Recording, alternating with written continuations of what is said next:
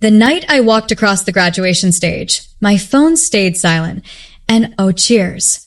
No proud texts. No parents in the crowd, and I kept scanning the audience anyway, my heart racing every time I saw someone stand up, hoping, stupidly, that my mom or dad would suddenly appear, breathless, apologizing for being late. But the seats where I imagined them sitting stayed empty, like they had been all my life. I graduated with honors.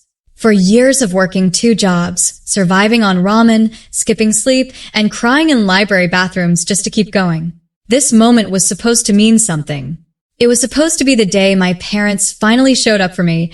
They didn't, and I told myself they forgot. Or traffic was bad. Or something happened. I clung to excuses the way I always had. That night, while my friends celebrated with their families, I went home alone and hung my diploma on the wall myself. 3 days later, my phone rang. IT was my mother. An apology. No congratulations, her first words were, "We need $2,100 from you." I laughed at first. I actually thought it was a joke. Then my father took the phone and explained, calmly, confidently, that they were short on rent and utilities, and since I was educated now, it was my responsibility to help. I reminded them they hadn't even acknowledged my graduation. My mother sighed like I was being dramatic. "You're holding a grudge over something small," she said.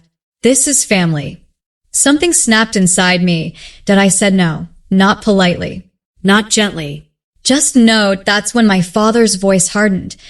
"If you don't send the money by tonight," he said, "we'll call the police and tell them you stole from us." I froze. They were serious. My parents, who ghosted my graduation, were threatening to have me arrested because I refused to give them $2,100. I didn't owe them. I hung up shaking, staring at my diploma on the wall. That piece of paper cost me everything, and suddenly, I realized something terrifying and freeing at the same time.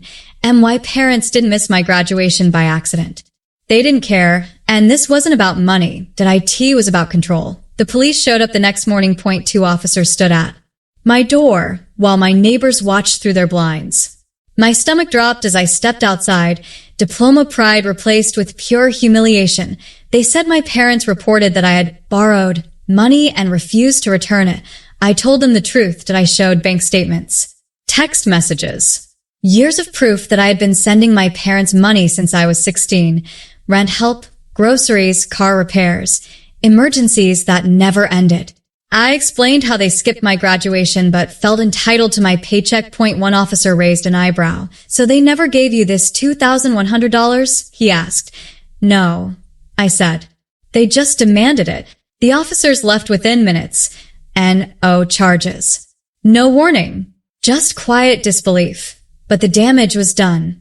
That night, my parents bombarded me with messages, angry, vicious, and cruel. My mother accused me of turning the police against them. My father called me ungrateful and said my degree was useless without family support. Then came the twist I didn't expect. My aunt called me. She had heard what happened, and she was furious. Not at me. At them. She told me the truth my parents never planned to. They had open credit cards in my name when I turned 18. Used my social security number for loans. Missed payments. Collections. All while telling relatives I was bad with money. My hands shook as I checked my credit report. IT was destroyed. That $2,100 they demanded. It was to stop another account from going into default. I finally understood. They didn't come to my graduation because they were embarrassed. I was succeeding, while their lives were falling apart. I did something I'd never done before. I hired a lawyer. Within weeks, we documented everything. Fraud reports. Identity theft claims. Paper trails going back years. I froze my credit, disputed accounts, and prepared evidence. Then I sent my parents one final message. Do not contact me again. Any further communication will go through my attorney. They exploded, but for the first time in my life, I didn't respond. I wasn't scared anymore. I was done. 6 months later, my life looked completely different. My credit was slowly recovering. The fraudulent accounts were removed one by one. My lawyer confirmed what I already knew.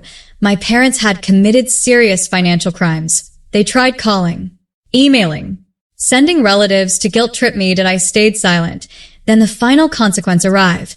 MY parents were charged with identity theft and fraud. Not because I wanted revenge, but because actions have consequences, even when they come from family. They pleaded with me to help them again, that I didn't. The court ordered restitution, counseling, supervision. And for the first time, they had to face the truth they spent decades avoiding. They didn't lose me because of money. They lost me because they never treated me like a daughter, that on the 1-year anniversary of my graduation, I went back to campus alone. I stood where I had walked across that stage, held my diploma, and took a deep breath to parents beside me. But I finally felt proud, not because of the degree, but because I chose myself. Some families teach you love. Others teach you boundaries. Mine taught me how strong I am when I stopped begging to be seen. And that lesson was worth far more than $2,100.